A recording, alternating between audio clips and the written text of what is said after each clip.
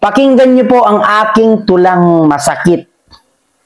Ni-request ng taong sa akin ay malapit. Ito ay pinamagatang pinagpalit sa malapit. Aray ko! May tanong lang ako sa'yo. Bakit ganun ang ginawa mo? Ang sabi mo, aalis ka lang para magtrabaho. Pero hindi nagtagal, nalaman ko ang totoo. Kaya pala unti-unti kang nagbago kasi nag-iba ang iyong plano. Sa tukso, ikaw ay nagpatalo. Pumatol ka sa taong mas malapit sa'yo. Nakalimutan mo na yatang naghihintay ako. Pero wala na akong magagawa, yan na ang ginusto mo.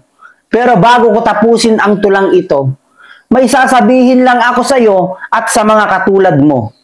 Huwag niyong idadahilan na nalungkot kayo. Sadyang landi lang talaga ang pinairal nyo. Pinagpalit sa malapit. Ow!